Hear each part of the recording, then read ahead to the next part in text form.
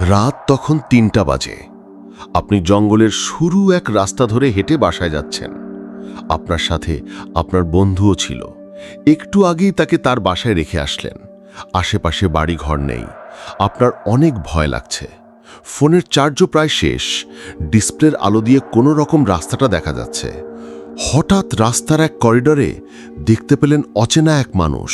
তার চোখ দুটি লালচে, এক হাতে পুরনো হারিকেন, তাতে ঝং ঝরে গেছে, আলো নিভু নিভু অবস্থা। অন্য হাতে পুরনো চামড়ার বই। ভালো করে খেয়াল করতেই দেখলেন বইটা ২০-২৫ হাজার বছরের পুরনো আদিপুরুষের চামড়া দিয়ে তৈরি। আপনার ভয়টা আরও বেড়ে গেল। তাড়াহুড়ো করে তাকে পাশ কাটিয়ে চলে আসার চেষ্টা করলেন, কিন্তু তখনই সে পিছন থেকে বলে উঠল, তোমাদের সবাইকে তো পৃথিবী শেষ কইরা ফেলছে। তুমি হয়তো শেষ উত্তরাধিকারী। ওই পারে তোমার জন্য সবাই অপেক্ষা করতেছে। আপনি এমন অদ্ভুত কথা শুনে তার দিকে ফিরে তাকালেন। সেও আপনার দিকে গভীর দৃষ্টিতে তাকিয়ে রইল। ভয়ে হার্টবিট বেড়ে যেতে লাগলো।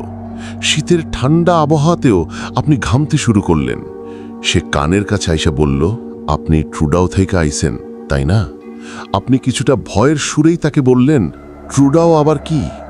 সে পুরনো বইয়ের পৃষ্ঠা উল্টে এক মানচিত্র দেখালো, যেখানে ফ্রান্স ও স্পেনের মাঝখানে একটা অচেনা দেশ। নামটা স্পষ্টই দেখা যাচ্ছিল, ট্রুডাও।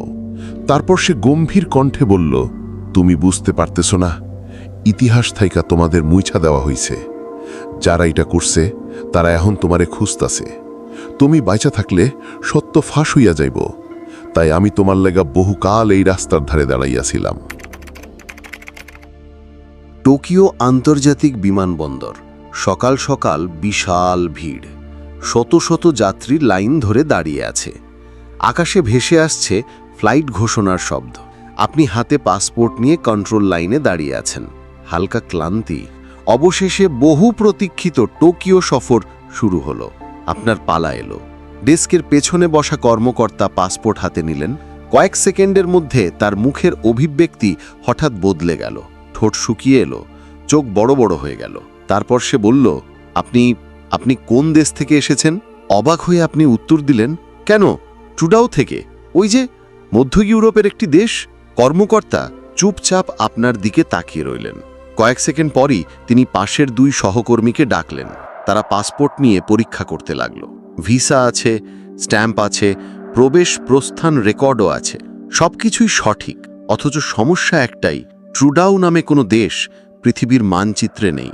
আপনাকে তৎক্ষণাৎ এক পাশে থাকা ছোট্ট কক্ষে নিয়ে যাওয়া হলো। টেবিলের সামনে ২ কর্মকর্তা, তাদের চোখে ভয় আর অবিশ্বাস মিশে আছে। একজন কর্মকর্তা আপনাকে জিজ্ঞেস করলেন, আপনার পাসপোর্ট আসল, তথ্যও সঠিক, কিন্তু এই দেশ ট্রুডাও কোথায়? কেন আমাদের ডেটাবেজে নেই? আপনি দৃঢ়কণ্ঠে বললেন, আপনারা কি মজা করছেন? ট্রুডাও কোনো কাল্পনিক নাম নয়। আমাদের ইতিহাস অন্তত ২১,০০০ বছরের পুরনো।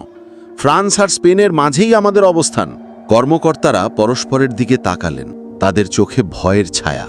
এমনটাই যেন হঠাৎ করে ইতিহাসের এক গোপন অধ্যায় তারা সামনে পেয়েছেন।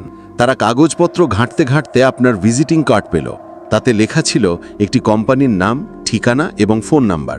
কর্মকর্তারা তাড়াতাড়ি ওই কোম্পানিটির নাম্বারে কল করলেন। ফোনের ওপাশ থেকে শীতল গলায় ভেসে উঠল, আপনি একটি ভুল নাম্বার ডায়াল করেছেন। কক্ষে তখন এক অস্বস্তিকর নীরবতা নেমে এলো। আপনার চোখে বিস্ময়, তাদের চোখে আতঙ্ক।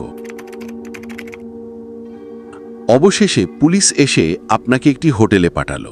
ভেতরে ঢুকতেই অদ্ভুত নীরবতা। রিসেপশনের মেয়েটির চোখে আতঙ্ক, কিন্তু মুখে কিছু বলে না। তুমি ঘরে ঢুকতেই দরজা বন্ধ হয়ে গেল। রাতে হঠাৎ দরজায় কেউ যেন নক করল। তুমি অনেক খোলার চেষ্টা করেও ব্যর্থ হলে। জানালার বাইরে অচেনা কুয়াশা, শহরে আলো নেই, শুধু অন্ধকার।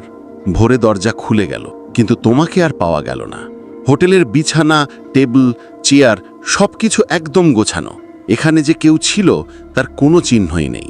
সবচেয়ে ভয়ঙ্কর ব্যাপার হলো, হোটেলের সিসিটিভি ফুটেজে তোমার কোনো অস্তিত্ব মিলল না, যেন তুমি কখনোই সেখানে ছিলে না।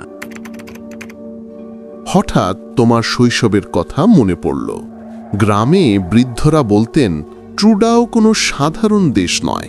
পৃথিবীর ইতিহাসে বারবার তাদের নাম লেখা হয়েছিল, আবার মুছেও দেওয়া হয়েছিল। কেউ কেউ বিশ্বাস করত ট্রুডাও আসলে সমান্তরাল এক জগতের অংশ। মাঝে মাঝে সেই দেশ বাস্তব পৃথিবীতে প্রবেশ করে, আবার অদৃশ্য হয়ে যায়, তাই কেউ তাকে খুঁজে পায় না। তুমি ভাবলে এখন কি সেই অদ্ভুত ইতিহাস তোমার জীবনেও সত্য হয়ে উঠছে? কেন আমি মানুষের চোখের সামনে থেকেও অদৃশ্য হয়ে যাচ্ছি? সিসিটিভি কেন আমাকে শনাক্ত করতে পারছে না? তাহলে ট্রুডাও কি সত্যি এবার অদৃশ্য হয়ে গেল? আর গেলেও তারা কোন গ্রহে গেছে? আর আমি কি সেখানে যেতে পারবো, নাকি পৃথিবীতেই আটকা পড়ব? এভাবে কিছুদিন পার হয়ে গেল। এক রাতে হোটেলের করিডোরে দেখতে পেলেন এক অচেনা মানুষের, যার চোখ দুটি লালচে, হাতে আদি মানুষের চামড়ার বই। সে ফিস করে বলল, তুমি ট্রুডাওয়ের মানুষ, তাই না? পৃথিবীর মানুষজন তো এখন তোমাকে চিনতেই পারছে না। পৃথিবীর সবাই আমাদের ভুলে গেছে। তুমি হয়তো শেষ উত্তরাধিকারী। তুমি হতভম্ব হয়ে তাকে বললে, আপনি কে? সে বইয়ের পৃষ্ঠা উল্টে হাতে আঁকা এক মানচিত্র দেখালো, যেখানে ফ্রান্স ও স্পেনের মাঝখানে একটি অচেনা দেশ রয়েছে, যার নাম স্পষ্ট দেখা যাচ্ছিল, ট্রুডাও। লোকটা গম্ভীর কণ্ঠে বলল, তুমি বুঝতে পারছো না? ইতিহাস থেকেই আমাদেরকে একেবারে মুছে দেওয়া হয়েছে। যারা এটা করেছে তারা এখন তোমাকেও খুঁজছে। তুমি বেঁচে থাকলে ট্রুডাওয়ের সব সত্য ফাঁস হয়ে যাবে। তুমি ভয় পেয়ে দৌড়ে রুমে চলে এলে। পরদিন সকালবেলায় পুলিশি জেরা শুরু হলো। তোমার পাসপোর্ট, ভিসা সবকিছুই আসল, কিন্তু আন্তর্জাতিক ডেটাবেসে কোনো রেকর্ড নেই। তুমি যেন একই সঙ্গে আছো, আবার নেইও। তুমি বড় একটা বিপদে পড়লে। সেই রাতেই হোটেলের এক পর্যটক হঠাৎ নিখোঁজ হয়ে গেল। টিভিতে খবর প্রচার হলো, নিখোঁজ ব্যক্তিটি নাকি তুমি নিজেই। তুমি চিন্তায় পড়লে। হঠাৎ তোমার সেই কোম্পানির নম্বর থেকে কল এলো। তুমি খুশি মনে ফোন রিসিভ করতেই শুনলে, তুমি যদি বেঁচে থাকতে চাও তাহলে এখনই জঙ্গলের ওই করিডোরের রাস্তায় চলে আসো, না হলে তারা তোমাকে দুনিয়া থেকে মুছে দেবে। তুমি ভয় পেয়ে ফোন রেখে ঘুমিয়ে পড়লে। পরদিন ভোরে করিডোরে আবার দেখা হলো সেই রহস্যময় মানুষের সাথে। সে গম্ভীর কণ্ঠে বলল, এটা কোনো বিশ্ববিদ্যালয়ের প্রজেক্ট নয়, এটা ইতিহাসকে মুছে ফেলার ষড়যন্ত্র। আর তুমি শেষ প্রমাণ। হঠাৎ চারপাশের দেয়াল কেঁপে উঠল।